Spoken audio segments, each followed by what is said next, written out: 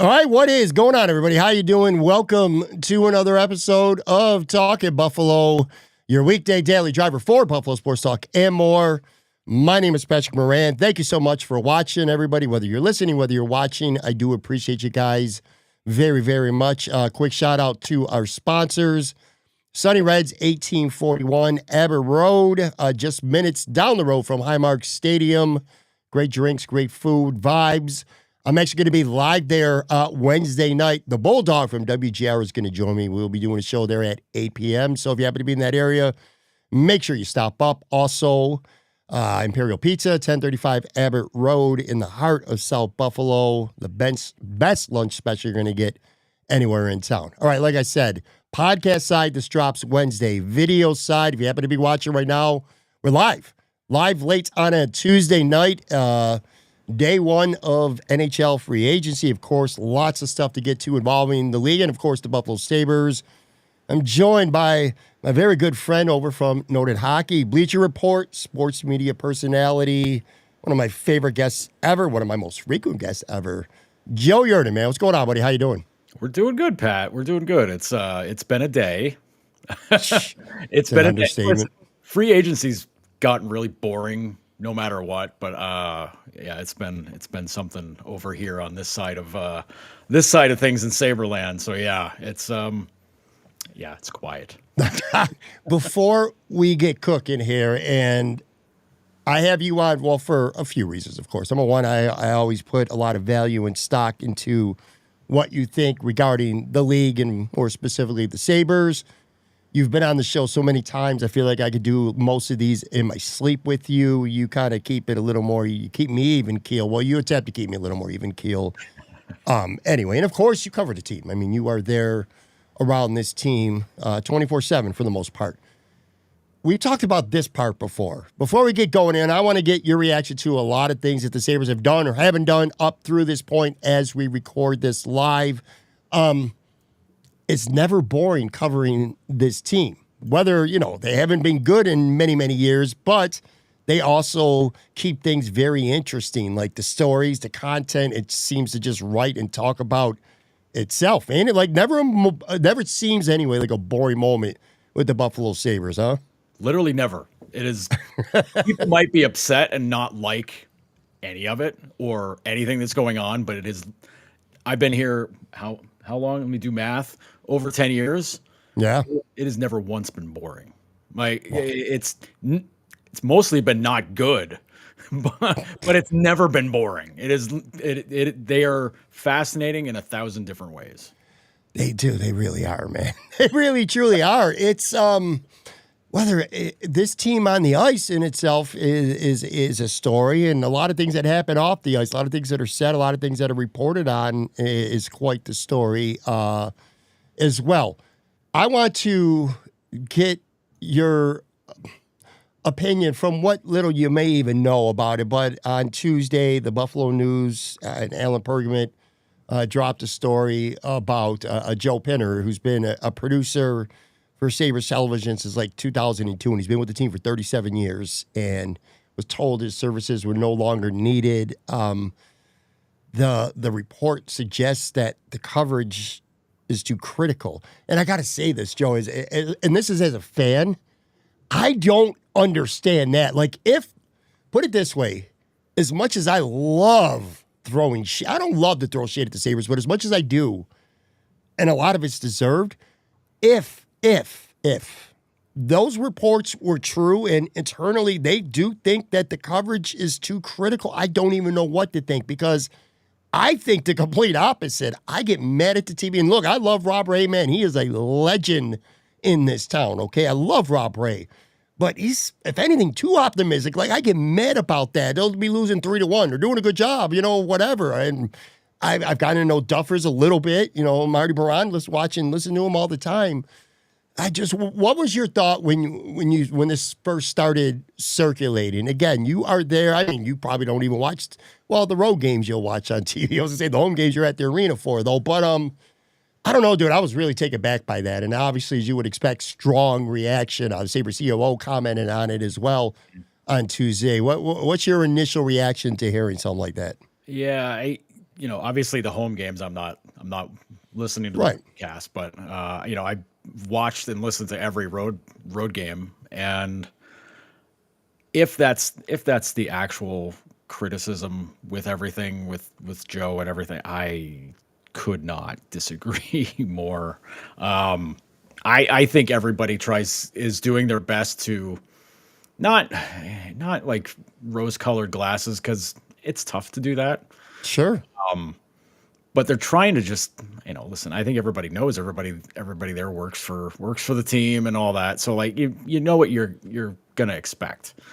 But at the same point, man, like, they were in last place in the East for what? Like 3/4 of the season almost, half the season they were last in the East, and everybody's talking about like, well, geez, are they gonna be picking first again this year? Like, if they were being bad with the coverage and being mean to the team and being too critical, it would make its own waves everywhere. Like, awful announcing would have their own Sabres chapter on their website for people, on the broadcast laying into the team.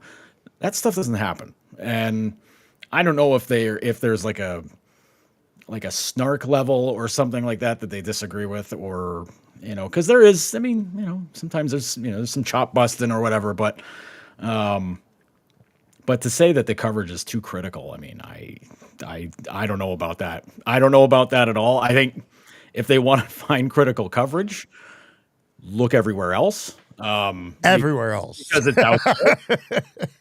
And if they're unhappy with that, well, sorry. But I don't know. I don't know if this is, if that's really the reason, that's very hard to stomach. I couldn't agree with you more, and I'm not going to pretend I know, and I do not know who Joe Pinter is, so I'm going to put that out there as well. I know nothing about it, but here's what I do know, that again, if indeed the Sabres brass, the higher upper people at the Sabres think that the coverage is too critical, I just really don't know what to say, because I feel if you were going to be critical of them for anything, it would be for being too soft on a team that has been, near at or in the cellar for the majority of the past handful of seasons now. And that's okay that they're not critical with the team. They are team employed. That's fine. But to say that the coverage is critical, man, oh man, it takes me back to last week. Let me ask you to see what Kevin Adams, with the press conference that happened earlier this week, the day before the JJ Peterka trade, the misinformation at the media kind of tongue lashing or source. You were there, right? Were you at that? You were at that press conference. That's what I thought. It was their front and center, yes. Well, when you hear a story like this, Joe, it doesn't do them any favors when, Kevin Adams pretty much essentially said that he knows what's going on, what's being said, what's being talked about, what's being written about this team. It almost feels like it just such a, and I'm not trying to draw you into some controversy here, but just like it just, man, an overabundance of oversensitivity right now with this organization. And I guess what I'll ask you is this, without, and maybe it's not because of Kevin Adams. It could be X, Y, or Z GM. It doesn't matter who it is. I think when you lose, when you've went as long as the Sabres have had without having success, that everything, and maybe in other markets or other organizations that have kind of at least been in the hunt or, been in the playoffs a couple times, maybe it just takes on a life of its own and it takes on more meaning and it just gets hyped up a little bit too much just because of how long it's been. And these guys in the front office and the GM and the coaches and the training staff and every single employee, they're frustrated just like the fans are, right? Mm-hmm. So do you think that might be why so many things kind of get to this point where it simmers and then it just kind of explodes just because it's been so long since this team has, been in the playoffs? Let's just say what it is, right? Yeah, it's at a point now where every slight turns into something dramatic, even if it's not a slight, even if it's like a disagreement over, who you're signing or what's happening or just little things like that open the door for everybody to just be like, what is the problem? Why are they like this? What, mm-hmm. whether those criticisms are right or wrong, that's a whole other thing. But when you've had this long without any success and you make decisions like this or moves or whatever, it opens the door for people to look at beyond the team, beyond everything else, and go like, what's happening outside of the room? What's going on everywhere else? And whether even us on the beat, we don't really have an idea of how things are run in those offices. We really don't. Right. It's always keeping an ear to the ground, hoping, you always hope against hope that maybe somebody from within will be the tipster for you or something. That stuff doesn't happen. They've gotten rid of all the leaks. Nothing leaks out of there now. At least 95% of the time, nothing leaks out of there.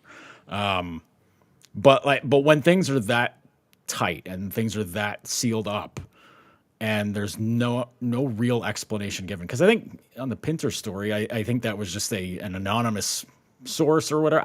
Or somebody, sure, like on their, like whatever. And you haven't had time to really dig into anything. Like I said, this just broke today, and we're doing the show tonight. So I mean, it's not like you've had an opportunity to really sink your teeth into what may or may not be factually accurate about that as well. It's just, again, Joe, though, but when a team goes so long without being good, it's just these stories just magnify so much, and it just gets out of hand sometimes. And for people who are not new to Talking Buffalo, like if you've been around for quite a while, you know that Joe used to come on every single week, going all the way back to when I lived in Florida.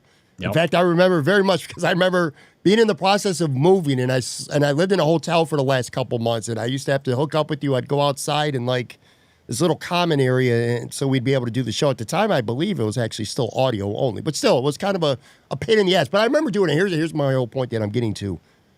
I remember legendary, at least in my mind, just rants that I would have about the Sabres. And again, you were kind of like almost like my therapist, just while I'm on a couch, just ranting and raving. But I used to get in a fight with a lot of fans because at that time, 2020, 2021, you're talking about 4 or 5 years ago, there was still a lot of hope within this organization, among the fans anyway. It didn't feel hopeless. And a lot of pushback on some things I said, and would lead to a lot of fighting.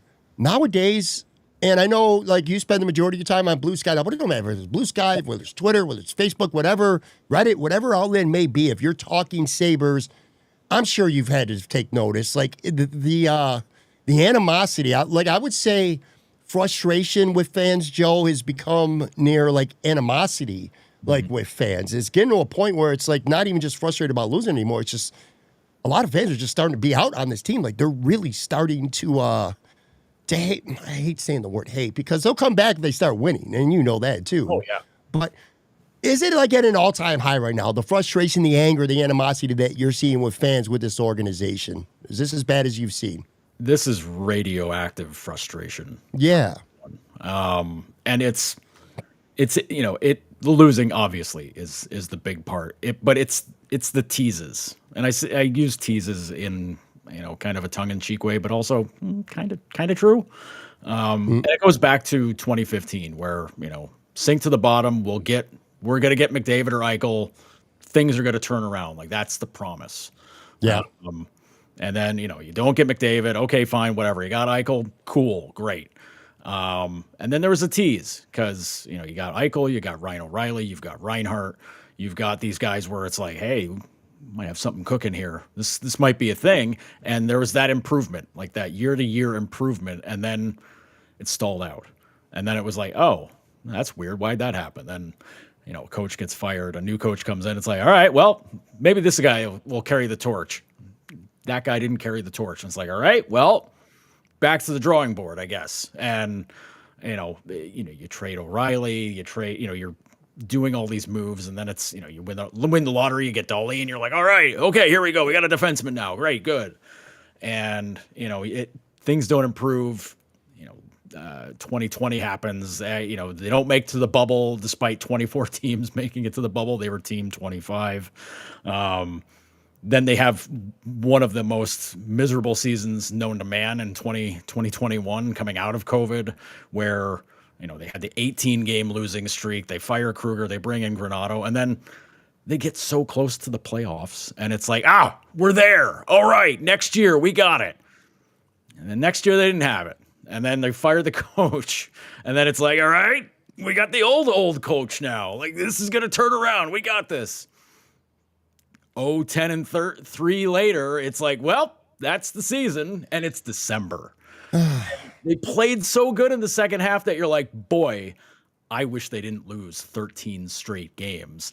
Things could have been a lot different, and they could have been. So it's, you're within 2 points of making the playoffs, 3 years ago, whatever it is. Yeah. You have the season last year where if you don't lose 13 in a row, you split half of those games. You're in the wild card race till the last day of the season. And who knows? Maybe you make it. Maybe you beat out Montreal. Maybe you're getting your butts kicked by the Capitals in the first round. Who cares? At least then you'd be in the playoffs. No one would give a crap. It's like when the Bills broke the drought and they played Jacksonville and everybody's like, doesn't matter if they win or lose. Play with house money. Right. It's all gravy at that point. So it's the teasing. It's the promises that weren't kept. And they've been at a point here now for a couple years where you can't sell hope anymore. That ship sailed years ago. You can't sell rebuilding. You're in the middle of doing it for the second time, maybe. They've done it twice since they started tearing it down back when they traded Pominville all those years ago. Like this is rebuild 2 in that time. You can't say like, well, we're going to try again because you're not doing it. Like nobody's coming back if that's the case. Yeah. So you have to try to figure it out now on the fly. And, there's a lot of secrecy to what goes on. You see the team not spend a lot, not spend to the cap for basically every year since the pandemic. And you're like, well, there's an internal budget, right? And Kevin Adams says, nope. We've got everything we need to use is there. And it's like, okay, all right, well, you can say that, but the proof's in the pudding. You're not spending, but then you've got guys that are here and then they don't want to be here anymore. And even as tired as that line gets for fans, because again, it does get tired. It's become like a kind of a meme thing for people to be like, he doesn't want to be here. Look what just happened with JJ Peterka. He just got done with his entry-level contract and he's like, I ain't re-signing here ever. Okay, well, he's got to go. And like, that's not a I don't want to be here thing. That's a guy that's just like, I'm literally not going to sign here, like at all. I don't care if it means like sitting out. It's like, all right, man. Like if you're going to be like that, just get the hell out of here. We'll figure it out from there. So that's foreboding. That's really foreboding because you start looking around at the veterans in the room. Now, granted, JJ's situation a lot different than with those guys because the veteran guys are committed. They're bought in. They signed here. They want to fix this. But at some point, the losing gets tired, and we know what happens there. Yeah, listen. And by the way, for people who may not know, the infamous, and it was very infamous, the palm trees comment stemmed from a question that Joe truly had asked. And I remember it kind of gave him almost like a chance to dig himself out of that, and he just wasn't going to do it. I want to pull up a comment here in the live chat, by the way. This is from someone named Greg, and I'll take it forever to pull up. He says, imagine being a fan of the Sabres and getting mad because they made moves finally. People need psychological help. All right, first of all, Greg, thanks for the comment, even though I think that's a dumb comment. But anyway, we're going to get to some of the moves. They did make moves today, and they've made moves, and that's part of the reason why I wanted Joe on the show, because he covers the team, covers hockey, and he's going to break down some of those. So let me be clear about that. But that kind of statement is what has really kind of almost like been gaslighting me lately, whether it's, and that's a fan there, but for the most part, and I want to be really, really clear about this, man. If I didn't like Joe, Joe wouldn't be on my show, and vice versa. He wouldn't do my show if he didn't like me, all right? So clearly, I am not talking about him, and I have a great deal of healthy respect for pretty much everybody who does this for a living, man. People in the sports media, I have a lot of respect for. Most of them I really like. And so that I'm not accused of cryptic talk, and I'll say it, man. I like Mike Harrington from the Buffalo News. He's been on my show many times. I have a lot of respect for Mike. Paul Hamilton's been on my show. I have a lot of respect for the career that he's had. But some of these people in the media kind of have that attitude lately, and that's really starting to get under my skin. I mean, it's really starting to get under my skin. And part of spending today, Tuesday, and I was one of those people who are on social media, and primarily Twitter, and a little bit of Blue Sky too, just kind of refreshing, waiting for things to happen, and refreshing every minute. And I'm telling you, without exaggeration, half my refreshing would result in Mike Harrington going at it with a fan and just kind of talking down to them because they're pissed off. They're frustrated. And I don't care in the media if you've been working for 5 years or for 50 years, okay? The fans are the one who buy the tickets. The fans are the one who go to the games. If you're an objective journalist and you say that you are and you don't give a shit if they win or you lose, it's about the stories, covering the team, that's fine. But you don't need to speak condescending to fans because they're frustrated and pissed off. And, dude, the world has changed, man. You better have some form of likability to you, okay? Because this isn't the old days where you got one newspaper or one radio station or one TV guy, and if you don't read what I write, then you ain't going to read shit. It don't work like that anymore, man. There's lots of options out there, and I'm just getting tired of it, and I know poor Joe's getting caught. No strays intended for my guy Joe Yerdon here, but dude, it's just frustrating to see that some people in the media I listen to WGR today. I'm a fan of WGR. Bulldog's going to be on my show live here tomorrow night from Sunny Reds. And I hear Hamilton just being so snarky. And it had a lot to do with, by the way, Bernard Docker, okay? Because of the second round pick. So basically, they did not qualify him. He left. He signed with Detroit on Tuesday, and fans were pissed off. Maybe not so much about the player, but about the second-round pick. And guys in the media, again, who have been doing this professionally, and I respect a lot and like them for the most part a lot, man, they're sitting there talking about like fans are idiots because they're pissed off about losing a second-round pick. I'm like, second-round picks matter, man, okay? It's not about the player. It's not about Docker. It's about the asset. It's about managing the assets that the Sabres pick up or that they give up, and it's just not working. And we've seen it time and time again.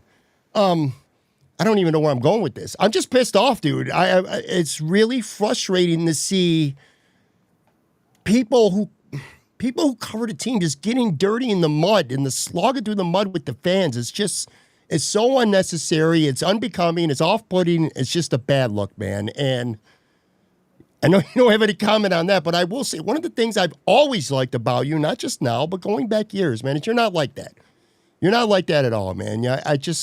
You'll respect somebody if they got 10 Twitter followers or if they got 10,000, all the same. You know what I'm saying? It's really frustrating, man. It really is. And it's just getting under my skin, and it's kind of like boiling over. And it's kind of like what we were talking about earlier. The whole losing thing just getting magnified and media people saying tweets are dumb or idiotic takes or stuff like that. Lead that to idiots like me. It's I've got a lot of sympathy because I didn't grow up in Buffalo. I don't, people have known that I don't have that hometown guy. I don't have that hometown guy scent on me where it's like, he's from here. He knows what it's like. I'm not from here, but I've been involved in the NHL, writing and talking about it for a long time. But I did grow up a Lions fan. So I know what losing. Yes, you have. So I know what it's like to get pissed about poor decisions, losing, making bonehead choices, like things like that. And I'm not saying that's what the current Sabres group is doing. I'm just saying in general why fans get their nerves frayed and they're just angry about stuff because you put your you kind of put your heart and soul into a team to be like, I'm rooting for them. They're my team. I want to see them do well. And it keeps not happening. And every fan always thinks they've got the right idea of how to fix things. Every fan does. And it's frustrating when every time Lions management did something really stupid, and I'm like, how dumb are you guys? Are you the dumbest people on earth? How does that choice get made? How do you hire a coach that doesn't want to run Barry Sanders? And then Barry Sanders says, you know what, I'm good. I'm done. Things like that. Now, granted, that hasn't exactly happened in Buffalo. But we're at a point now where 14 years is a long damn time. And the experiences of losing, and there is a lot of fan apathy. Like this is as low as I've seen a fan base in any sport get. Me too.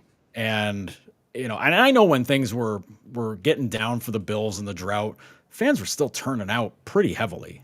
It's football. Like it's an easy commitment. Granted, 8 game. You get 8 home games. Like whatever. A lot different for 41, and the gate is so necessary in the NHL to make money, whatever. But it's not even like a lesson in marketing. It's just a lesson in just trying to get things done the right way. Because if it's not done the right way, the issues pile up. And if it's not one mistake, if you make one mistake now, that turns into, maybe 2 or 3 down the road because you're trying to make up for that one mistake. What got everybody fried about Jacob Bernard-Docker was not because they lost Jacob Bernard-Docker. I mean, he's fine. He's a 6'7" defenseman, whatever. Right. Great. It's the fact that you traded Dylan Cousins, who was a homegrown product, who was just done here. Like, not on his word, but just like the team was like, all right, I think we got to move on here. Yeah. But that trade gets made where it's Cousins and Dennis Gilbert and a 2nd-round pick for Jacob Bernard-Docker and Josh Norris, which, okay, Josh Norris is a really damn good player. Got to stay healthy, but he's a damn good player. Mm-hmm. Folks didn't really get to see him play last season, so fine, whatever. Doesn't help that they knew he had an injury when they acquired him either. But, there's that. But it's just being like, okay, well, you gave up a 2nd-round pick because, whatever reasons. Okay, fine. Cost of doing business. But the other guy you get, and I get it, like it's a trade-off. It's just moving bodies. Gilbert for Bernard-Docker, whatever. You're just trading depth defenseman, fine. But, like, he's an RFA. You don't have to do anything. You just qualify him. Boom, he's back. Like, you could probably waive him. If he doesn't make the team, okay, well, we'll send him to Roch. He's probably got to clear. All right, well, it's another guy. I mean, granted, you're paying him, $800. And if he doesn't, he doesn't. Right. I mean, $860,000 to play in Rochester, which, probably not ideal. But, these things happen. But that's fine. But it's just a matter of that, like, now all you've got left from that trade is Josh Norris, and you're praying he stays healthy. Because if he doesn't, you're really short up the middle. And, Dylan Cousins is playing for a division rival that just went to the playoffs. So, it's like microaggressions. And, like, you have enough microaggressions pile up, it turns into a problem. Well, the fans have seen these little itty-bitty things happen. And now a lot of fans have just had their breaking point. They're just like, why do we keep doing this? Whether it's true or not, like, whatever. Everybody's got their own drawing line, lines to draw in the sand. It's fine. But I get it. Like, I get being pissed. I get being just like, well, yeah, he's the guy you had. Like, what are you throwing him away for? And, especially because, defense is a question. They've addressed it quite a lot, but still a question. So, you're getting rid of guys that could be useful. He played fine. Like, whatever.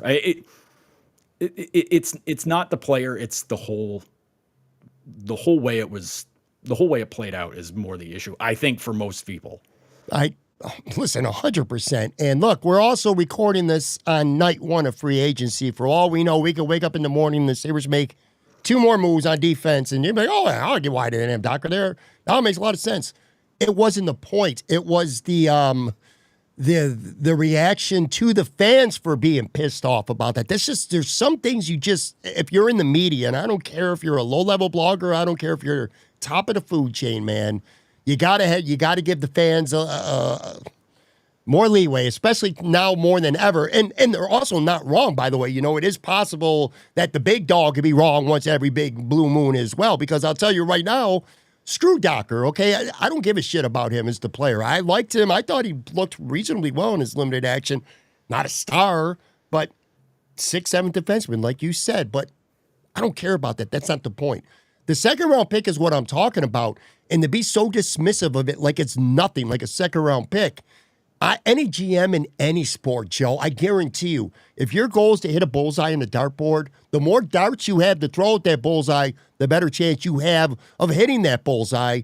And if you go through the history, just taking the Sabres, their 2nd-round picks through the history, by and large, most of them probably sucked and didn't amount to anything. However, there's some. JJ Peterka, for starters. I tweeted this out earlier. I had a list. Jason Pominville, Derek Roy, Tillinder, Jake McCabe, Jason Daw, Hanu Verda, that's my old guy from back in the day. Lindy Ruff, ever hear of him, folks? Danny Gare, Craig Ramsey. These are all former 2nd-round picks. So I don't want to hear this shit that a 2nd-round pick don't mean nothing. I guarantee you it does to a GM. I guarantee you it does. Well, maybe it does it to Kevin Adams because he gives up 2nd-round draft picks and doesn't even qualify the guy after. But that shit really bothered me. And one more thing, and then we're going to spend a second and a half. I promise you folks we're going to spend a second and a half talking about their actual moves. But just like I said, this is just a very tumultuous time right now for the Buffalo Sabres. The players, the team, the media, the fans, you name it, everybody. And man, I got nothing but love and respect for you. I enjoy you because I like what you write. I love listening to you on podcasts. I listen to you on radio hits when you're on GR or all over the place all the time. I respect your work. Do you know what I don't give a shit about? It's good for you, but you know what I don't give a shit about? I don't give a shit that you have a media credential to cover the team. That means zero to me. Because truth be told, and look, I've been around the media. I've been like in the media myself. Oh, I'm being honest, man. I've been in the media myself. I know that there's advantages to having a credential. Even in today's world, you get to cultivate some relationships, some sources and things like that you wouldn't get to do from the outside. There's absolutely something to be said for having a credential. But in the year 2025, dude, where everything is being streamed, every presser is being streamed, almost every locker room interview gets out and it's streamed and it's shared and people see it all the time, it's never meant less. I'm not saying it don't mean nothing, but it's never meant less, and it's certainly not something enough to hold over somebody to say, I'm better than you, I know more than you, you need to listen to me whether you agree or not because I have a media credential and you don't. I don't like that. And I'm hearing too much of that lately, or at least maybe if not directly, indirectly, those kind of statements. But like I said, I enjoy your body of work. That's why I like you, with all due respect. The media credential thing, and it's not you touting it. You don't do that. I want to be really clear about this, so everybody knows. I'm just saying, man, we live in a world right now where there are a lot of really good alternatives for people, and they don't necessarily have to be media credential that are in the locker room every game. You got to let everybody know that you're in the locker room after every game and shit like that. So to sit there and be smug, some people towards others, it bothers me. Thankfully, that's not you, though.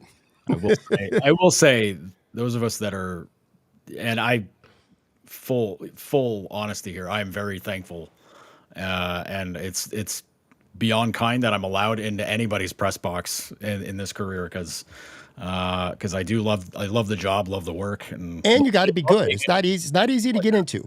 So right, sure. And the thing I like the most though is being able to ask the questions, to try to get the answers. You're not always going to get the answers, and sometimes you're just going to get a company line from somebody about something. But sometimes, every now and again, you get that golden nugget of honesty, and it's like, okay, all right, now I think I understand what's going on. And if I'm not going to act like a saint here or anything like that and say like, oh, if it wasn't for us, you guys wouldn't know anything. Like, I'm not going to do any of that kind of stuff, but like, it's part of the job. And like, the only thing I ever hope is that I'm doing good enough to, to make sure that, I do my work and that, others. Look, Mike Arrington to me is maybe the best Bills reporter there is. He holds the team accountable. He will hold their feet to the fire. I know it sure sounds like over the last 10 minutes that I don't like Mike Carrington, and I'm just saying him because that's what I saw today going back with the fans.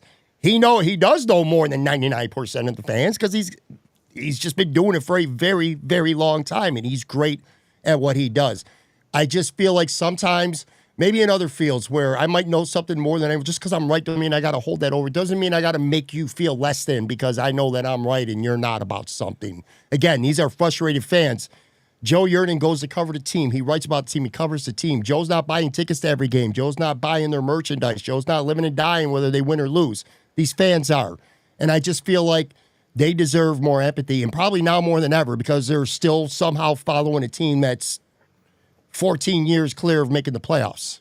That's how I feel right now about whether it's Mike, whether it's Paul, whether it's you, whether it's Lance, whether it's Bill Hopp, no matter. I don't care who it is, man. It's just back off with the fans a little bit here. And it's funny because I'm not usually the voice of the fans. I'm usually me and Joe from Queens are the ones that are going after the fans. But in this case, man, it's just really frustrating. Anyway, let's talk some. I'll say this though. You say that we're like not living and dying with the team. In a way we are, because what the fans tune out. It's people that aren't reading our work. It's people not listening to us on podcasts or radio. It's people that aren't subscribing to our websites or reading anything that we're doing because they're just like, screw these guys. They drive me crazy. And like, And again, like I know what that's like because the amount of times I would read Lion stuff or even want to watch a game, brother, I still can't watch their games because I'm like, they're gonna piss me off. They're a good team finally, and I'm still like, I can't. Do you know when you're in a hockey, Brains if you're from that, like if you're a fan, if you're a hockey fan in a city like Buffalo, I'm more dependent on Mike and you and Lance. Well, now Rachel will be taking over. Lance, of course, is going to the football side. Matthew, Bill, a couple other people. The market, where how many writers you could draw from is much smaller than the Bills. If I don't like Joe Biscaglia, I love Joe Biscaglia, but if I didn't love Joe Biscaglia, I don't need to, because there's a goddamn gazillion. There's a market for the Buffalo Bills. How many people cover the team? I have to. Maybe the reason why I see all the beasts with Paul and Mike and then some of the others is because I follow them because I depend on them to get my Sabres news, to get my fix. It's just frustrating. And part of me is frustrated. You can hear it in my voice. It's a very finite well of people that cover the team. So, yeah. So if you want to do it, and some of us are kind of airing it out publicly, then you're just kind of like, I just want Sabres. Just stop. Yeah. Yeah. I don't know, man. Like I said, I'm like everyone else. I guess I'm just a frustrated fan, and kind of seeing media people not saying you're a dum-dum, but insinuating you're a dum-dum kind of just gets under my skin. Anyway, all right, let's take a real quick break, come back, and we'll actually talk some Sabres because they've actually done a lot recently. So we'll be right back, folks.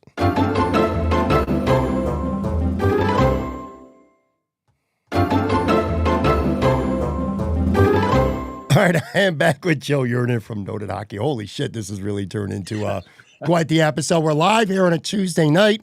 Over 800 viewers watching this too live, so big shout out to everybody who's tuned in for this. All right, well, the Sabres have done. Let's actually go back to last week. Again, you're at the press conference. I'm hearing you ask questions. I'm hearing Mike ask questions, other people, and Kevin Adams was. I actually had a title last week, Joe, and the title was The Unearned Arrogance of Kevin Adams. And that was my title because, I was just this last segment before the break, I was kind of going at the media people for going at the fans.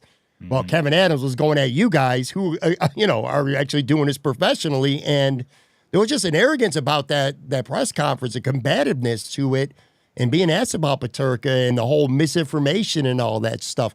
And I will say, when it comes to the media, that you guys are the bridge to the fans. That's the way it's always been. It's the team, the organization, the bridges, the media, and it goes to the fans. Anyway, Kevin Adams with the misinformation thing, all that shit, and then like literally 24 hours later, JJ Peterka ends up getting traded. You could tell how bothered he was that he didn't want to talk about JJ Peterka, but of course you guys were there to ask him about that. What was your reaction to that trade? Were you surprised that it happened 24 hours after the presser last week?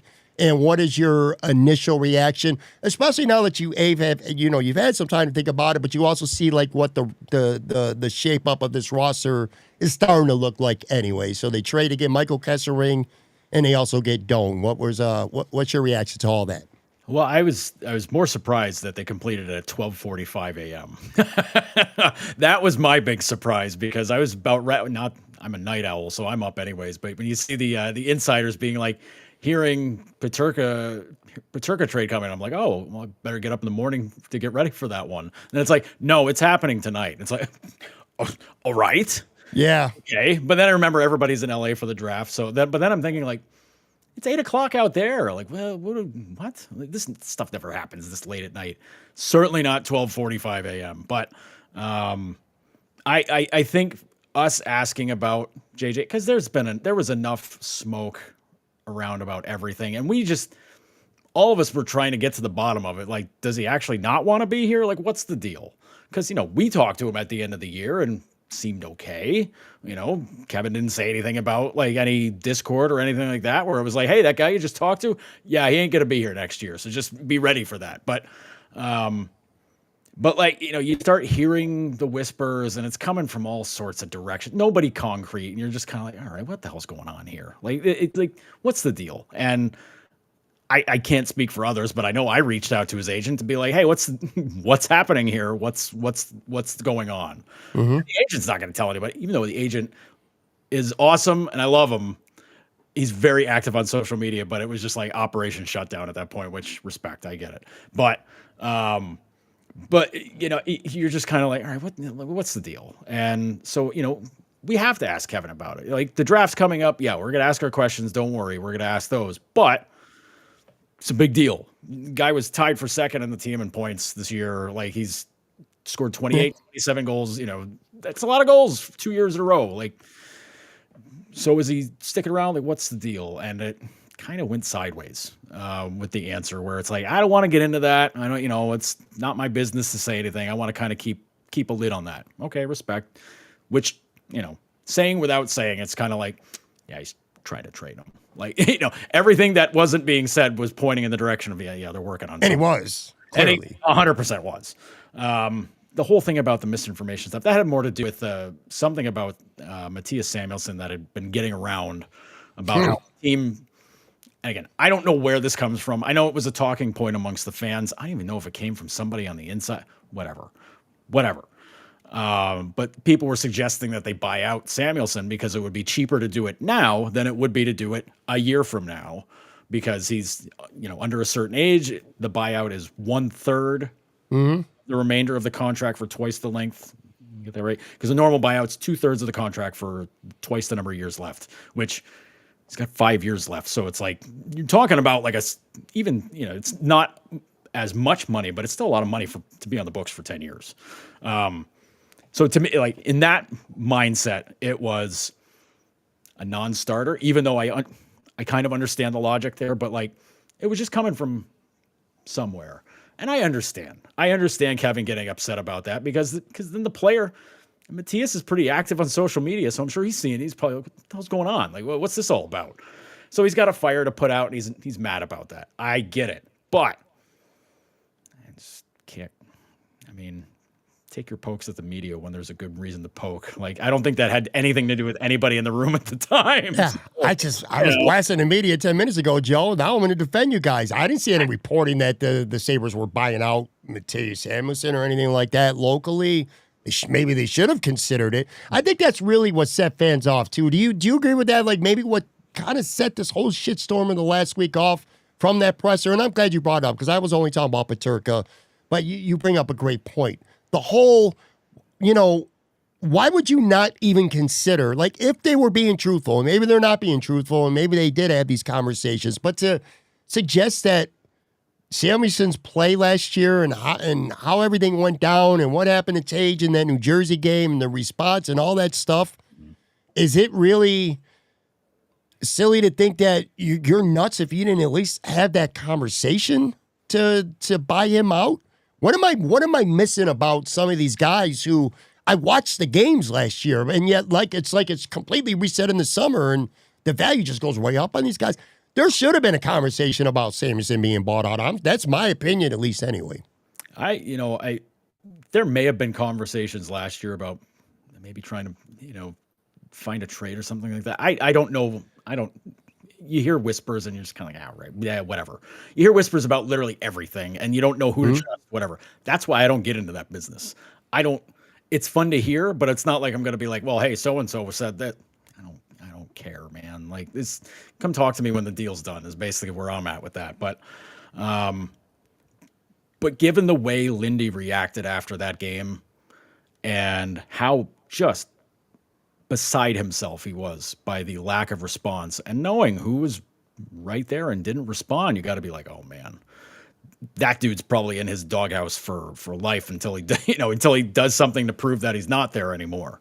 But at the same point, that's a guy they committed long term to really quick, and a guy they really like. So, the fact that the people were saying like, they should buy him out. Like, I get it, I get the logic in it, but I'm like, realistically, within the team and the chemistry and all that stuff, there was no shot of that happening. So I understand Kevin getting rankled about that. Like, I completely get it, and I understand because he's going to defend his players. He's going to defend his guys, and like that's that. But on the other side of that, though, the whole point of the draft and so far in free agency. And Kevin made a point of saying this. He's like, I want us to be harder to play against, and I want us to defend better. Like, said that every opportunity he could, this weekend for the draft and leading up to it. They drafted 3 defensemen with really high picks. And now the guys they've signed today, there's one dude who is probably going to play 99% of the time in Rochester, but God love anybody that wants to challenge this guy because he's going to knock their friggin' block off. The guy's 6'4", 230. Like, he's a massive man who throws. Mason Gerstein, right? Mason Gertzen, yeah. He's a tough dude. I saw a couple clips. Yeah, he ain't nobody to mess with. Dude, man. So, that's not somebody that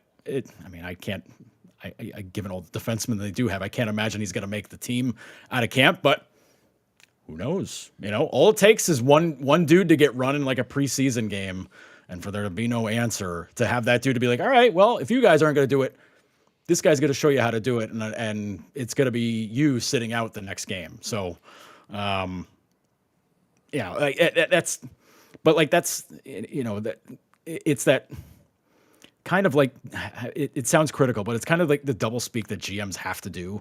You're going to say one thing and then it's going to be like, oh, okay, then say something else a little bit later and be like, hey, wait a minute, that didn't jive with what he was just talking about. That's the stuff you got to do to kind of keep the peace. And I get it. Fans don't have to like it, and they definitely didn't. So they don't have to like anything that's being said because the results haven't been there. But it's, I get the fans' frustration with Samuelsson. I do, but you just, there's a few guys that you're just hoping like at some point it just clicks and then they just go. But we're getting to a point now with some guys where 20, they're getting to be 25, 24, 25, 26. And it's like, some guys are just who they are and you got to make the best of it. Yeah. Hash Brown 77. I love that name in the live chat. What I don't get with Sammy, his uncle was one of the dirtiest players in NHL history. None of that rubbed off. Oh, funny. I want to go back to Peterka, though, real quick here. So they trade him. Forget about what Kevin Adams said or what kind of mood he was in or any of that stuff, all right? So they make the trade, and instantly people, I like the kind of defense mechanism goes up with true fans anyway. Well, dude, don't play no defense and all that stuff. And by the way, I will say one thing. The whole rumor that JJ likes to throw down a little bit off the ice. You got your hockey sources, Joe. Well, guess what? I like to drink. I got some bar sources. That shit is true, all right? I'm not going to say that JJ didn't go out there and give 100% when he was on the ice, but your boy liked to live his life a little bit off the ice. Let's just put it that way. I'll say this to that, though. Find me a hockey player who doesn't. Oh, of course. Why would you not, man? You're in your 20s. You're a good-looking dude. You're rich. You're rich. Hell yeah, you're going to be. I'm not hating on him for it. Trust me. I'm being really, really clear. But, your boy did like to close down 40 Thieves and a couple other places every now and then, but I don't think that affected him on the ice. Plus, he's a good goal scorer. And the Sabres traded him. What's your reaction to, because now Peterka's gone, what's your reaction to what they got between Kesselring, who it appears could be potentially that ideal pairing for Owen Power, which we've been talking about forever now, and also Doan as well. I really like Michael Kesselring. I think that's a really good savvy pick to help address the right side of the defense. Mm-hmm. He's a hard hitter, slap shot wise. He's also become more of a physical guy, body check wise too, but this guy can hammer the puck. He had the record for hardest shot goal in NHL history since they started tracking those numbers just a few years ago. So take that with whatever it's worth. He had that record for a day until Tage Thompson broke it the next day with a goal. So we know how hard Tage brings it. Kesselring does the same damn thing. So if he's winding up from the point, he's not going to be playing power play or any of that stuff. But if he's in the zone and you leave him open, good luck and get out of the way. But he's a solid guy, and his the advanced numbers are very good. Both when he was Arizona and Utah. Utah was obviously a bit better than Arizona was, but the numbers were still strong with the Coyotes. So it's okay, maybe this might be a guy. This might be a really solid player. Is he a superstar? I mean, probably not. But is he going to be really good? Yeah. He probably will be. Josh Doan's really young, same age as Peterka. Shane's his dad. Shane was an incredible player his entire career with the Winnipeg Jets, Phoenix, Arizona Coyotes. Phenomenal player. I think the Sabres tried to go after him when he hit free agency one year. Like it was Philly, I think Buffalo, I think maybe Toronto. I think all those teams were in the water trying to sign him as a free agent. Stayed with Arizona because he was dedicated to the franchise. Real hard-nosed guy. Like had a great playoffs for Arizona in 2012. Got him to the Western Conference Final, where they lost to LA. But like he was awesome. Great dude, great player, and I am mortified that I've covered him and now I'm covering his kid because it makes me feel 1,000 years old. But he's a guy that's probably going to be in the bottom 6. He has waiver eligibility, so like they got a bunch of dudes there now again. So like maybe he goes to Rochester. I can't imagine they want to have him go to Rochester. He's good. He's really good on the forecheck. He gets in there. He's quick. He played with the U.S. at the World Championships, which I think everybody knows by now. It was Kesselring, Doan, and Tage were all there winning gold for the U.S. for the first time in 90-plus years. Yeah. So he's a really interesting player. He's still really green, like because he's only played 60-some games. So I kind of want to see what he can do with like a little more ice time, a little bit more of an expanded role. I'm getting hot take alarmed here for this. I'll say the hot take, the West Side hot take alarm. There we go, man. It took almost 50 minutes for that to go off. The West Side hot take alarm. But I'm eager to see what he can do with the mix that they've got now with some of the guys that they've added, and they've kind of changed things out here today. They made a trade, signed some guys like very intriguing because they could be a really annoying bottom 6, which I think I fully support. Annoying and physical and puck hounding, that stuff's good. So the 2 guys they got are solid, really solid. I just think that's a trade where maybe you get a little bit more. Maybe you get a second-round pick. Maybe you pull a second from Utah. Second-round picks don't mean anything, apparently. So, no. Just get a little something more for a guy that was like your second leading scorer. That's all I'm asking for. Now, the one comparison trade-wise that I could make with this one goes back to last year where it was Savoy for McLeod, and everybody killed Adams for it. And they said, you picked him 9th, he's so good, blah, blah, blah. I'm like, I don't know, man.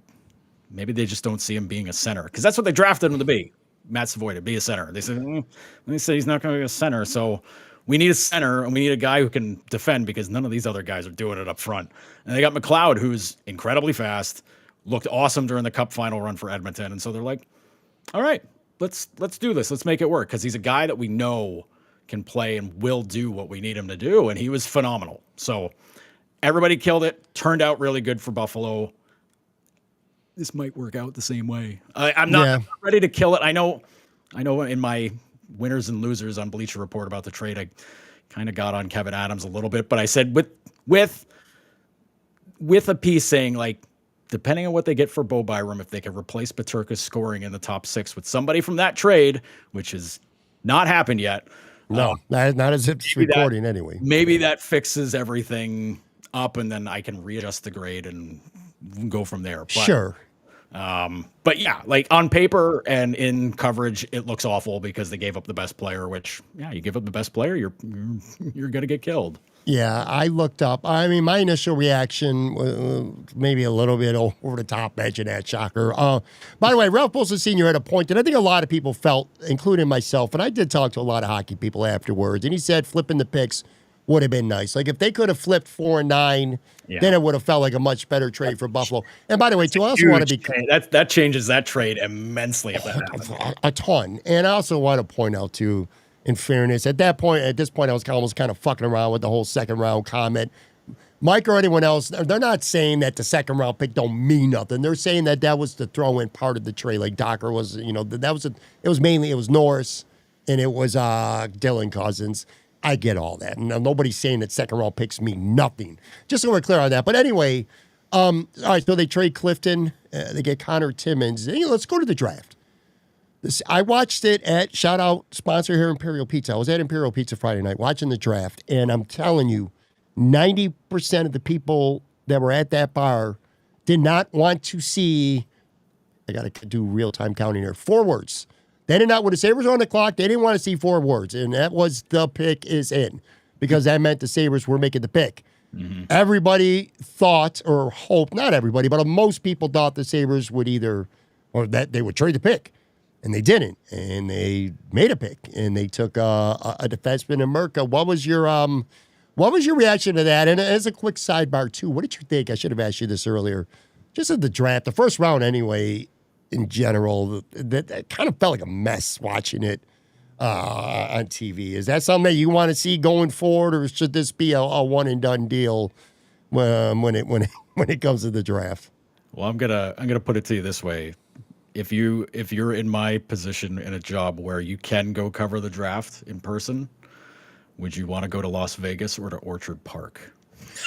Yeah, no shit. You want to go to Nashville or Orchard Park? Didn't you go to the draft last year? I did, yeah. I remember that. It was an incredible I remember atmosphere. Everybody's like, "Oh my god, they got to do this every year." And it's like, yeah. So about that, they're gonna have everybody do it from their own home, like their own home arenas and everything. It was like, oh, kind of like what we did during COVID. Yeah, exactly like that nobody liked.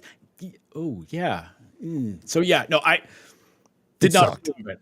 The broadcast, like whatever, man. Like whatever. It's whatever. Like I just don't like that. It was you're supposed to have 3 minutes in between each pick. It was like 15 minutes between each pick. I'm like, we're gonna be here till 2 a.m., man.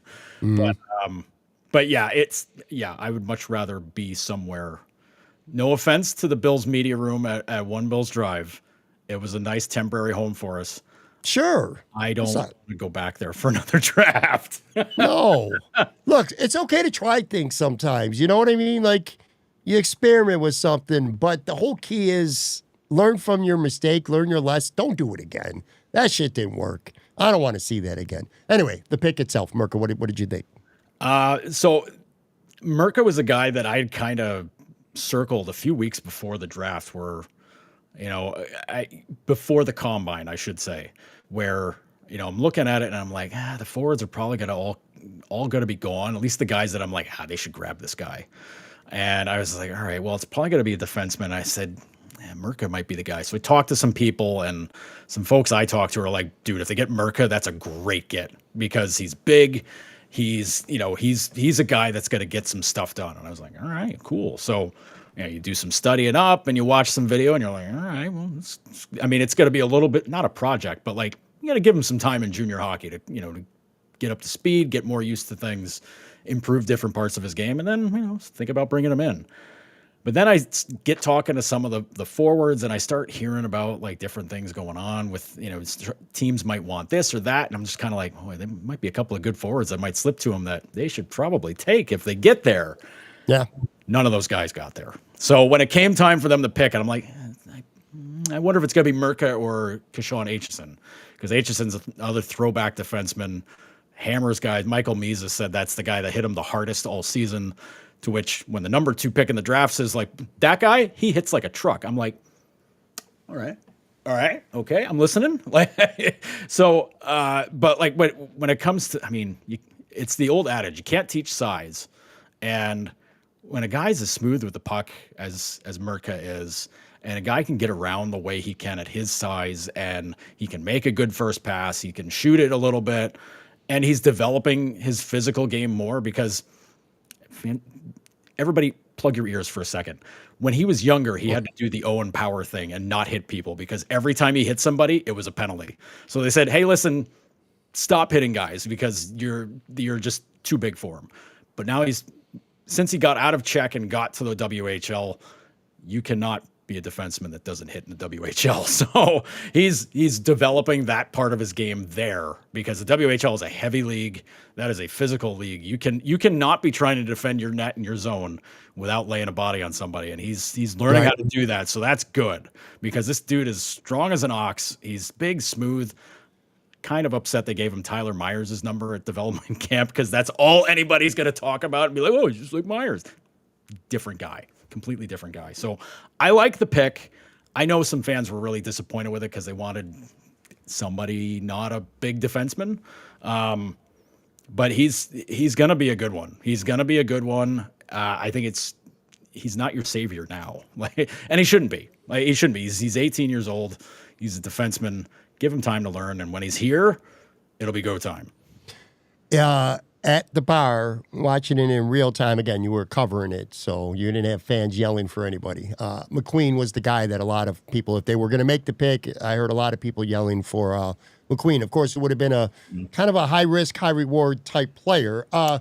You want to hear something that's just so Sabres-y, Joe? Going back to near the end of last season, I remember there were a lot of people. By a lot of people, I'm going to throw myself in there. I'm using other people as a shield. It was me and others as well, though. I was actually getting mad when they were starting to win some meaningless games at the end because I'm like, dude, they're going to screw up their draft position. And then you get to the lottery. Okay, now you get to the lottery. They're slotted 7th. They had a better chance of winning the draft lottery than they did of sliding down, not 1, but 2 spots. Guess what happened?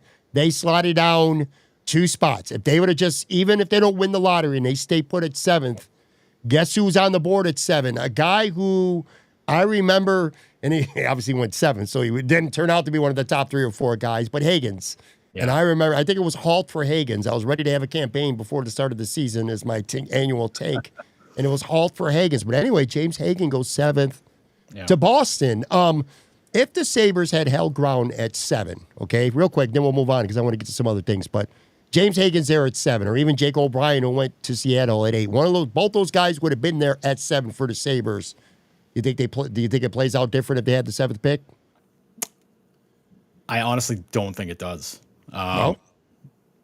Again, choose to believe what you want to believe or not. But Jerry Fortin said the way that they predicted everything, the top 6 players they thought were going to go to the top 6 went to the top 6, which I'm like, well, that's interesting. That means you didn't have Hagens going to the top 6. That's interesting.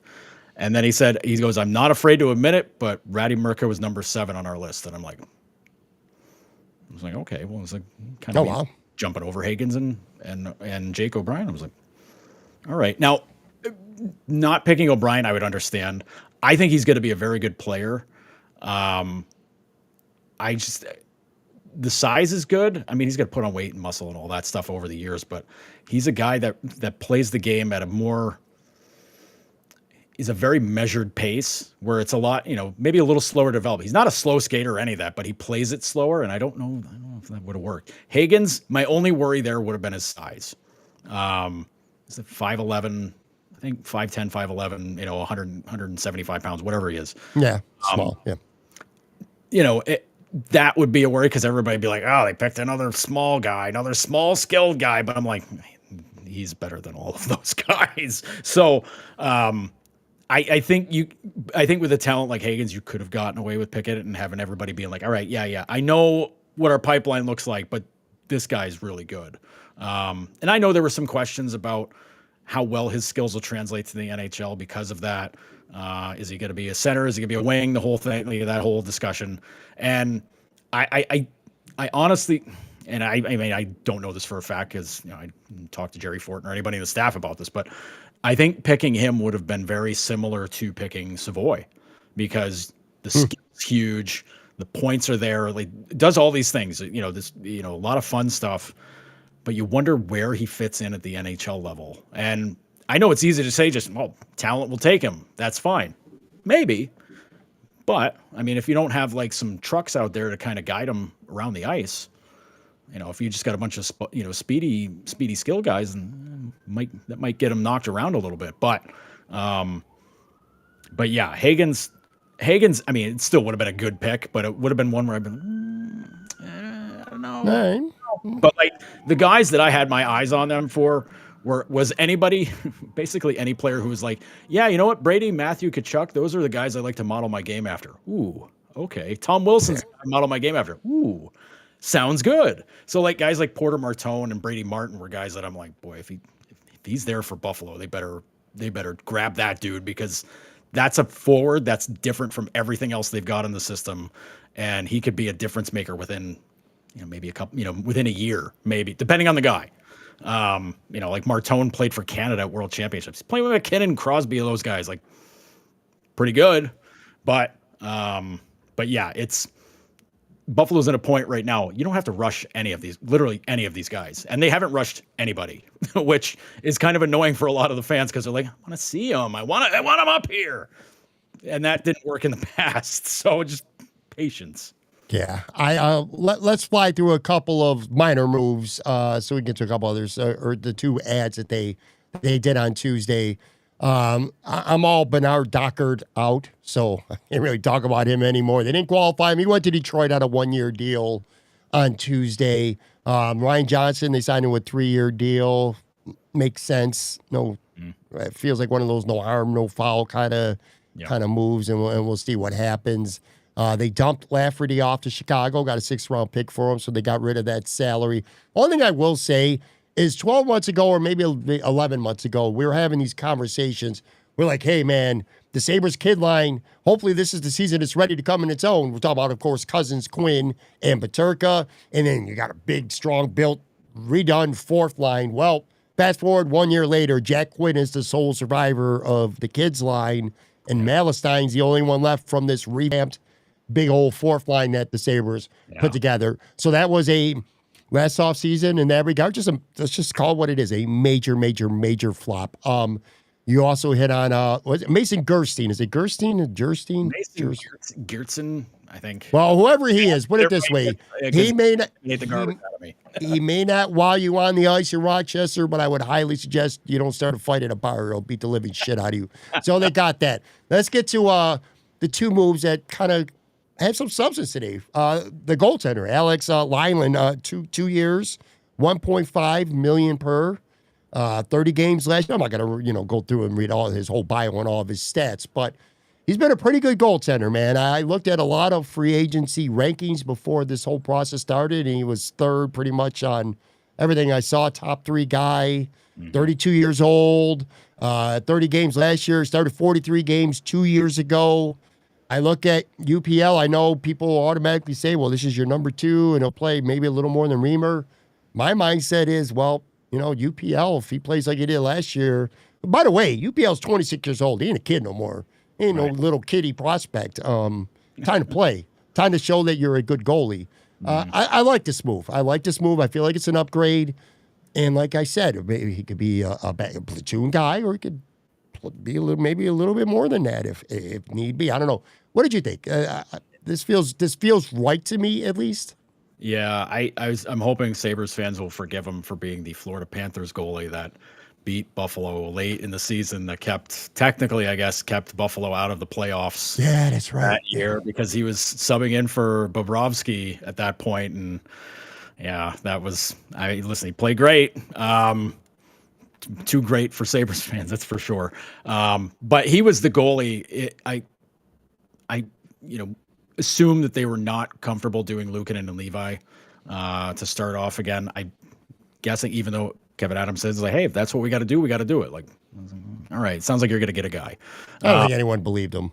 I don't think so either, especially because Levi was so good in Rochester, and he needs the time. You got to get that game refined, because if you force him into it, that's how things go sideways, especially with goalies. But Lyon was the guy that I had circled. Like, Jake Allen sounded like he wanted to be kind of like pushing for a starter job, 1B kind of thing.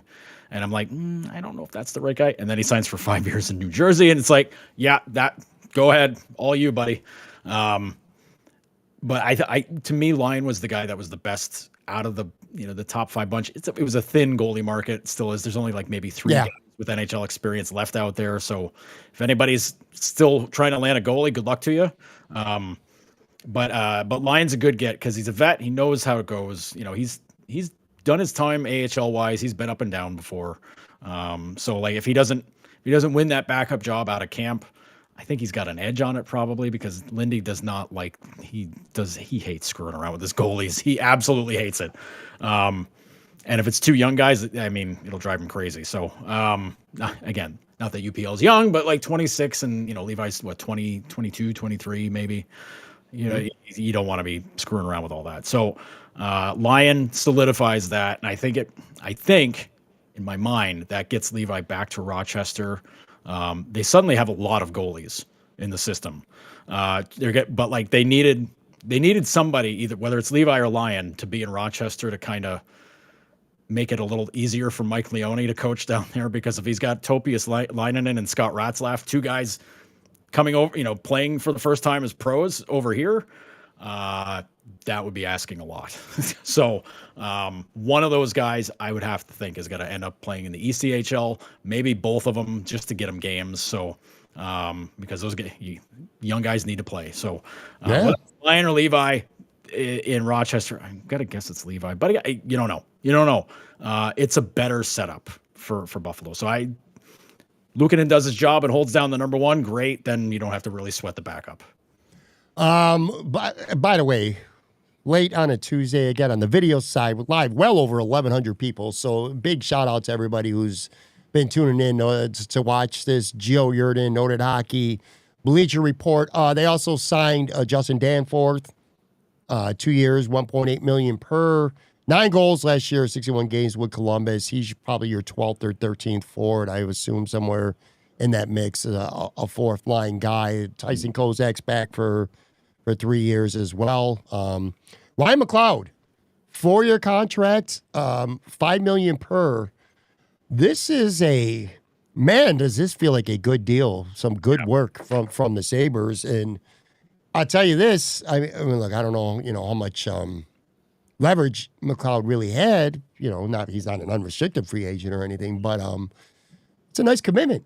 It's a nice commitment from both sides. And at $5 million per, with the cap rising the way it is, the way he played last year, 20 goals, he could be he's a great third line center, and he can play some top six. It feels like this maybe the most impressive thing I've. Not that it's unexpected. I mean, we all expected it, but I'm impressed with this move, and I'm impressed that he signed for 4 years. I like everything about this move, Joe. I guess that's what I'm getting at here. He's a good player. That was a good trade by Kevin Adams last year. We're going to shit on him a lot, and we do, and I shit on him a ton. I'm going to give him credit where it's due. This was a really good trade. Yeah, and this contract's really good too, especially if he remains a consistent 15 to 20 goal guy, and he's playing top unit PK and occasional power play, and like just his style of play with the speed. He's so good on the forecheck. And I know when they acquired him last year, people looked at his hit numbers and go like, this guy's soft. Man, like this guy's in everybody's face. He doesn't need to hit anybody if he can race up to you, pull the puck off your stick and skate away with it. You don't have to hit anybody when you're doing that, or just covering the ice the way he does. He's really good, and like he was really impressive watching him in the Cup final 2 years ago with Edmonton, because you're just like, man, who the hell is this guy? And then occasionally they put him with McDavid because they're like, well, this is the one guy who can keep up with McDavid, and you're like, okay, sounds good. Sign me up. But certainly 20 goals last year, I don't think any of us saw that coming at all. And you take it every time. Yeah, contract here, whatever. Be cynical if you want to. But he earned the opportunity to play up in the lineup, and he made it pay off. And he became one of Lindy's most trusted forwards. Very quickly. And the fact that he was getting like a lot of 6-on-5 opportunities, and I know they didn't do well at 6-on-5. I get it with the goalie. I get it. Whatever. The fact that he was out there as part of it, to win faceoffs or to get out there and do all these things, like that's good. Like that's really good. And it's the sort of play where you kind of earn everybody's respect. And he certainly has done that. I hope he's earned the fans' respect, because boy, he plays his tail off. Yeah, I just really impressed. He was one of the biggest bright spots on this team last year, without question. All right, so as we record this, and I need to emphasize that, late Tuesday night, it is 10:17 p.m. in real time. A lot of people who are not watching this live on the video side are going to wake up tomorrow. Maybe they don't listen to lunch, but at some point they listen. As we're recording, Byram is still a Buffalo Sabre right now. Yes. Are you surprised that he's still a Buffalo Sabre right now? I don't want to ask you for a prediction because, again, it could happen before people even get up in the morning tomorrow. Who the hell knows? Do you think there's a realistic chance? Well, I guess I am asking you. Is there a realistic chance to just keep him at this point? And when it comes to the return for him, man, I don't know, man. There's a lot of trades that have been made and free agents off the board. A lot of teams that felt like they could use a Byram that have since went in another direction. I don't know. I'm not saying the market's dried up for him, but is Byram staying with the Sabres on the table, do you feel like? And again, I know it's a touchy situation because this could change any minute. I think it is. I think a lot of teams have addressed their defensive situations to a degree. I mean, some teams did it better than others. And some of these teams, I mean, you can only semi-trust what's been put out there by some of the insider types where they list off, like Vegas or LA or St. Louis or some of these teams. LA went and signed a bunch of older veterans, which I don't know if that's the greatest idea in the world for them because they want to beat the Oilers in the playoffs finally. And, they go and get Cody Ceci and Brian Dumoulin, which they're, solid vet guys. Ceci got his doors blown off by Edmonton all playoffs when he was on Dallas. Whatever. But you're looking at teams and, St. Louis made a trade where they sent Bolduc, I think Zachary Bolduc, to Montreal for Logan Mailloux, which Bolduc would have been a really good guy to get. That would have been a nice forward to get. Young, semi-unproven, but you watch him and you're like, ooh, there's something there to that. And of course, Montreal gets him. So Montreal's doing everything right, it seems. So, but some of these teams have addressed some of the situations. St. Louis hasn't fully, just because Mailloux's an AHL depth NHL guy. I imagine they're looking for somebody that's playing a little bit further up in the lineup, which is where Byram fits in. I don't know. I think we're getting to a spot now where I don't know if the aim is to get a top 6 forward. I don't know who you're getting now. And that's not to say that these guys were available in the first place. I know everybody wanted go get Jordan Kyrou, but was he really available? Like $8 million a year, big goal scorer for St. Louis. Like, I know, like his no move clause, no trade clause kicked in on July 1st. So they're like, well, if they're gonna move him, they got to do it now. Mm-hmm. But why would they move him? He's good. You don't move a really good goal scorer like that. I got him. He makes a lot of money, but like whatever, find some other dude that makes money and get rid of him if you want. But I know Calgary's name is that's a team that's out there, and like there are guys on there that would be very interesting to add. But again, I don't know if Calgary wants to part with some of these guys. Like I'm sure there's like a couple of like veteran guys that make, $4 or $5 million where they'd be like, yeah, go ahead. We'll give them to you. We'll give them first class airfare to get to you. Is that the guy you want though? Like, no, it's probably not the guy you want. It's, maybe somebody who's a little bit more of a veteran guy that's younger. Why would Calgary give up that guy? Like they're in a weird spot as well where, they were really good last year, kind of, not out of the blue, well, a little bit out of the blue, but that's, they're in a spot where it's like, hey, can we keep doing this? This would be really cool if we can keep, winning and threaten to get in the playoffs, be a playoff team. Like that's why they want to go get Bo Byram, but that's why teams are calling about Rasmus Anderson as well, but apparently Anderson supposedly. Do you think, Joe, that it could be a case of? Do you think it could be a case, Joe, that maybe teams right now, and again, so fluid, could change in a blink of an eye here, but we are doing this live on the video side at least. Anyway, do you think teams are waiting for Kevin Adams to cave and give less than because they feel like ultimately at the end of the day, Kevin Adams doesn't want to keep him? Like maybe whether it's that Byram doesn't want to be here, whether it's Kevin Adams doesn't want him, and and it's got other plans, whatever it may be. The teams are kind of waiting and being patient and waiting for whatever the asking price is to come down. Ultimately, thinking that Adams will have to buckle. Well, this is kind of like a game of chicken now because there's. Sure. I think it was Darren Drager said there's a threat of an offer sheet for Byram, which if a team wants to go that route, you could potentially say like, hey. Like if you're trying to work out a trade with Adams, be like, hey, well, we're going to offer sheet him. So I don't know. Do you want, are you comfortable with that? And if not, then let's work out a deal. And if this gets to be too much of a pain in the ass, we're signing him. And then you can either match it or we get him and you get some picks out of it. But if it's at that kind of spot right now, that's that. And if it's, if it's a team that's in a similar spot as Buffalo is, where it's, you have to be right in making that move, but you can't afford to miss. It's a big bet. That's a really big bet. And, I get it. Like giving up picks may not be too painful, but like it's the right amount. Like you're talking a first, a second, and a third, which, Yeah.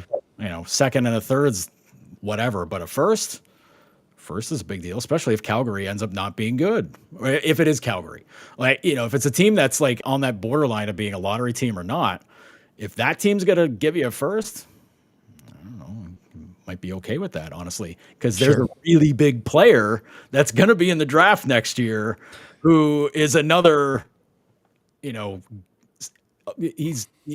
hype machine started last year when he's a 15-year-old, Gavin McKenna.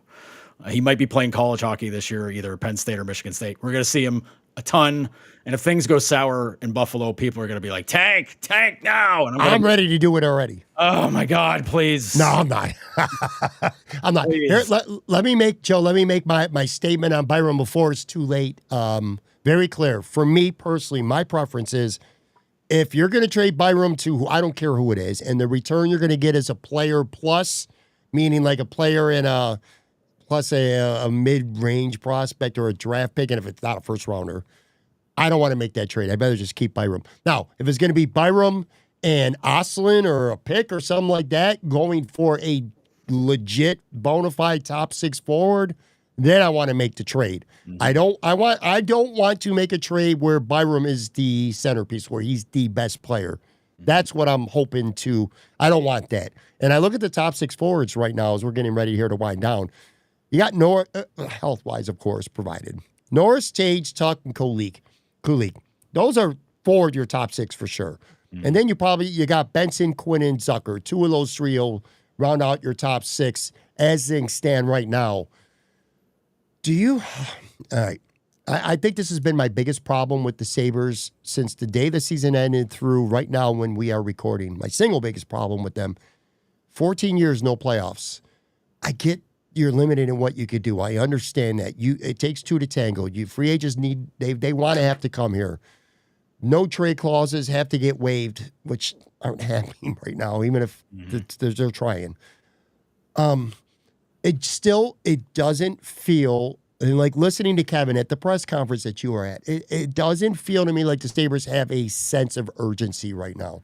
It almost feels like business as usual. And you go by these moves that they've done so far, okay? They've added a backup goalie who could be a platoon guy. They've added a fourth line forward. They made a trade where they gave up the best player in the trade for two guys. I'm not saying those two guys won't work out. I'm just saying they did give up the best player in the trade. That's why it was a 2-for-1. They did not trade their pick. They held tight, and they made the selection at 9. Nothing that this team has done. They re-signed Ryan McLeod, which was a no-brainer. Good for them. That was a good move. But there's been nothing done yet that shows me that there is an urgency to end this right now. It feels to me the path that Kevin Adams has in mind is we're going to mostly have the same team. We're going to be a little tougher to play against. And I'm counting on my guys to just be better. And that's how we're going to break a drought. There's just no sense of urgency. I don't feel it right now with this team. Am I off base when I say that? It has that outward look of it. But in my time of being around Adams, his apart from maybe a couple of moments in various press conferences, he's a very don't let him see a sweat type of guy. And the way he's done that with like trade negotiations and things like that, especially stuff that played out very publicly. The entire thing with Jack, that played out, I mean, as much in the public eye as possible, and it was all coming from somewhere else. Like, the talk was coming from not out of Buffalo about like what was going on there, and everything that had to do with it. And it was Adams was as straight-faced as you could be about that entire thing. And I know, like reflective, you can be like, what did he actually get? That was a haul, man. Like that, it's a lot of like quality assets at the time. Like Tuck's a great player. I know people are grumpy about Krebs, like whatever, first round pick, all that stuff. It's a really good haul for a guy that was like, I'm done, I'm out of here. I had a contract and everything, but like that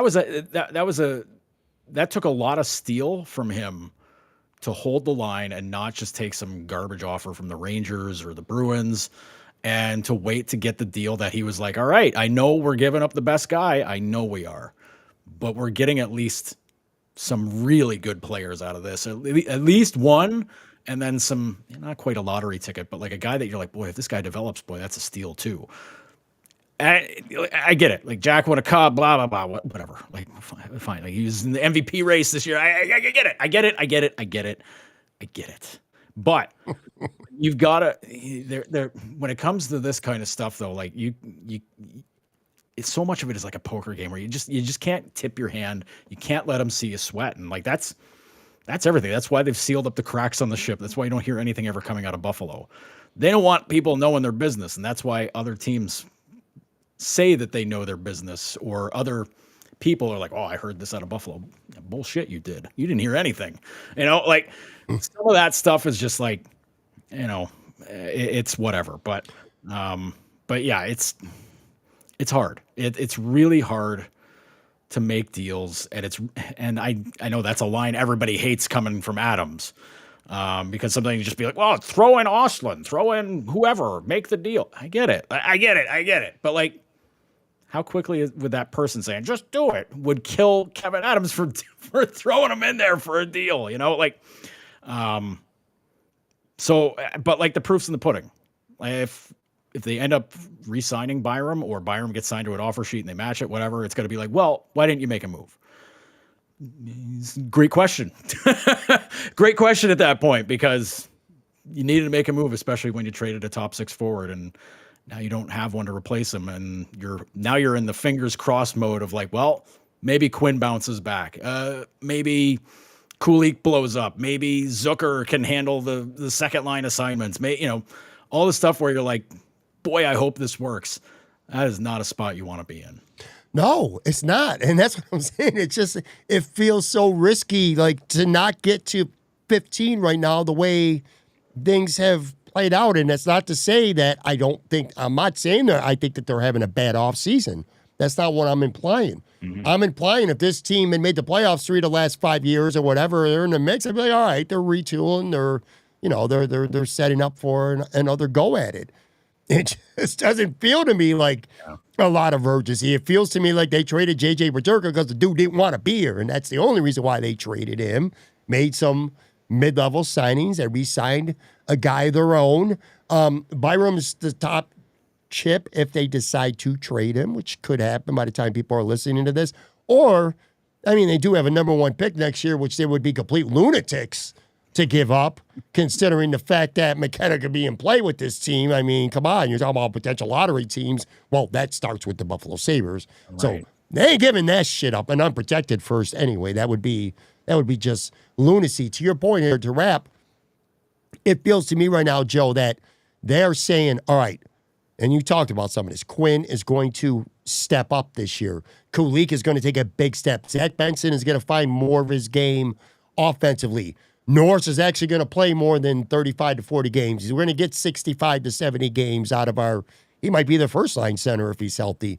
Zucker wasn't a fluke last year. He's still got some juice left in him. You know what I mean? They're counting on, and most importantly, UPL or Lyon are going to be, better in net than UPL was last year, because that was a straight up problem. And Owen Power, next step, Kesselring, good partner. It just feels like there's a lot.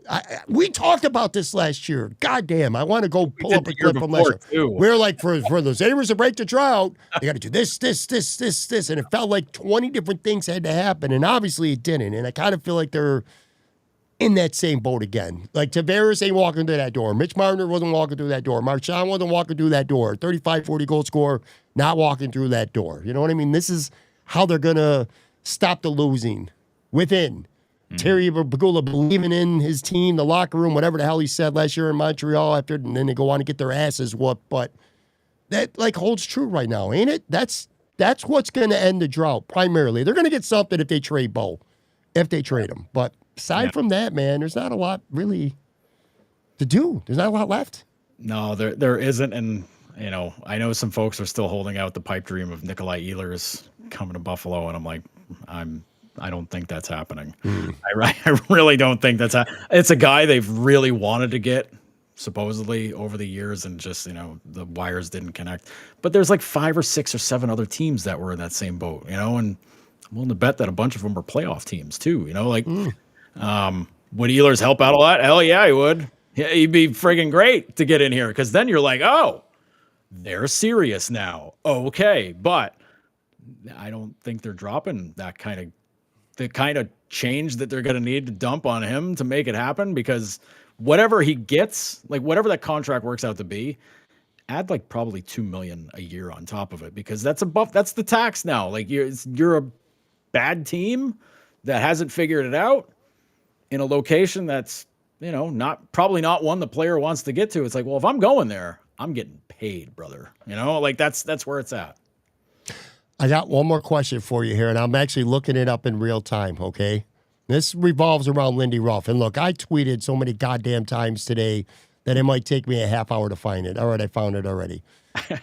Your old partner, somebody who I am a Lance Lazowski dude, man. I thought he did an awesome job with the Sabres. I'm very happy for him professionally that he is going to cover the Bills now, okay? That's what he wanted. I'm happy for him. Good dude. Great reporter for the Sabres. A loss in the Sabres community in that regards.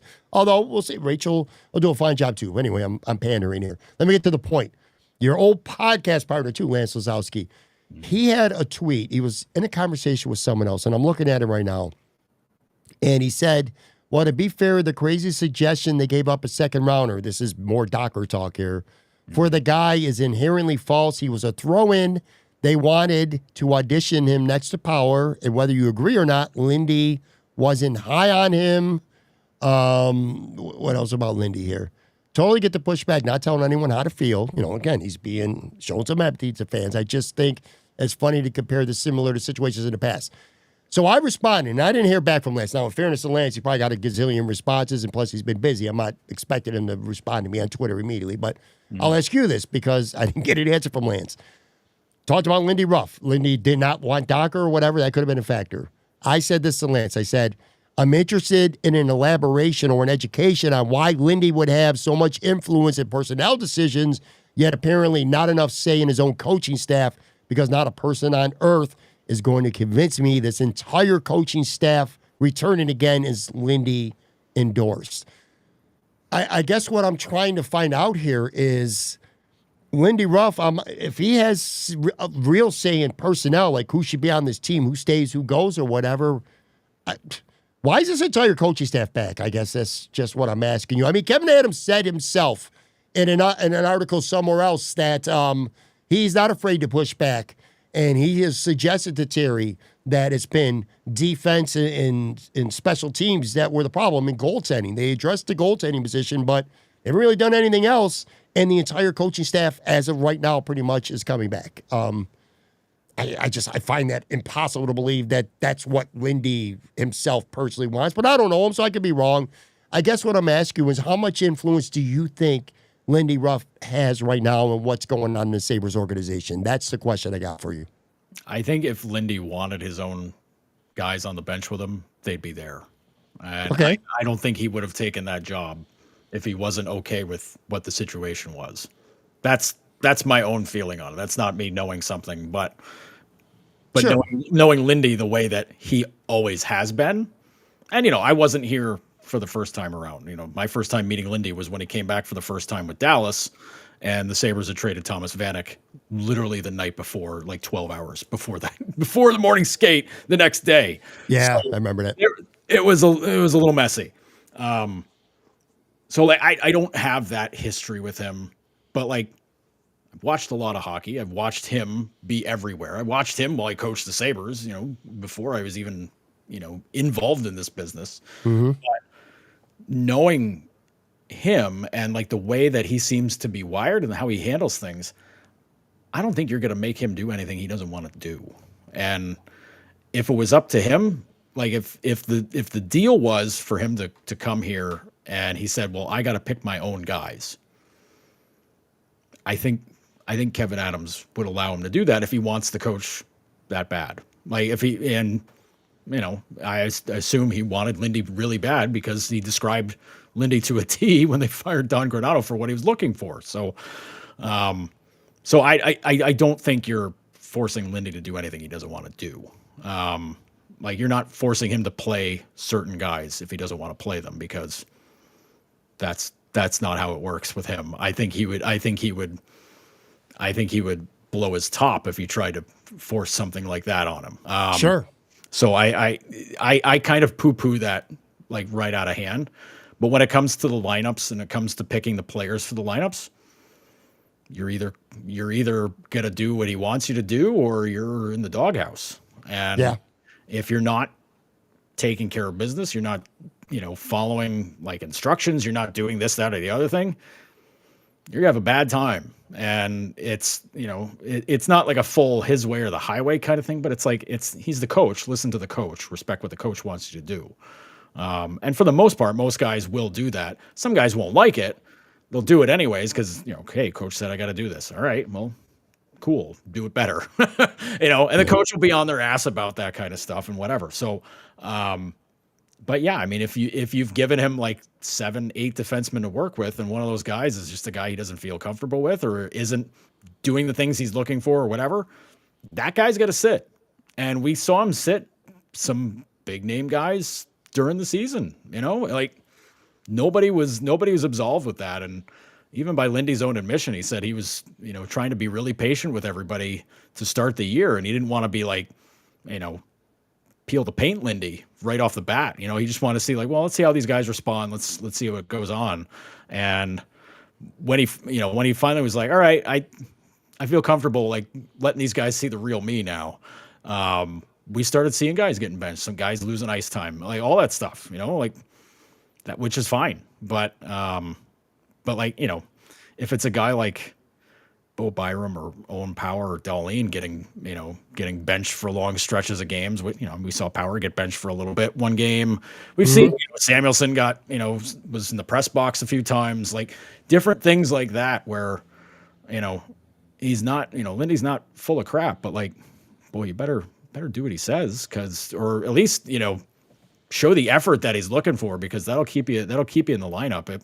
But if he doesn't trust you, that's a hard hill to climb, because you got to work doubly hard to win him back. Yeah, look, I'm certainly not naive enough to think that Lindy Ruff doesn't ultimately decide who's going to be on the ice and who's not going to. I just I'm skeptical about him being on board with having the entire coaching staff back when special teams and defense was just such a rotten issue. And special teams has been a rotten issue now for the last couple of years, possibly the biggest Achilles heel with this team. But anyway, a regular in the live chat, Steve Noble says, Pat and Joe, love you both. Your knowledge and opinions are crucial for us fans to think and sort things out. Thank you. Thank you. That was it's really kind of you to say. I'm sure Joe feels the same way. Look, we could go for 3 hours, and I'm not even joking, because I could probably got 100 other things I want to ask you. And one last thing I will add, which we could talk about next time I have you on, is talking about this urgency thing. I didn't even mention the fact that, it's not even about getting fired anymore. Kevin Adams' contract is over. If they shit the bed this year, you ain't got to fire him. He's not going to be back. Lindy Ruff, if he has aspirations to continue coaching for years to come, I don't know if he does, but if he does, and you shit the bed, this is the last year of his 2-year deal. So it's just simply not renewing contract. It's not even about firings at this point. Anyway, we'll see what happens. Like I said, never a dull moment covering this team. I think I might have angered a few people along the way tonight. That's all good though. It is what it is. Nothing but respect at the end of the day, especially for you, man. I appreciate you jumping on live. Very little notice. Great live crowd too. We're well over 1,300 here in the chat. Make sure you follow Joe on Twitter, but especially on Blue Sky. That's where you'll find at Joe Yerdon, bsky.social. That's where you'll find Joe the vast majority of the time, of course. NotedHockey.com and the Bleacher Report. You hear him on WGR often, other radio spots, podcasts as well. I appreciate you, buddy. It's always fun. Like I said, a little bit of a therapy. I went on a good 15-minute tangent, and you were patient with me, man. I appreciate you as always, dude. Hey, man, sometimes you just got to air it out. You gotta be heard, so I respect it. Thank you very much, Joe Yerdon, and I will be back again live tomorrow night. Sunny Reds. The Bulldog from WGR joins me. Talk to you then.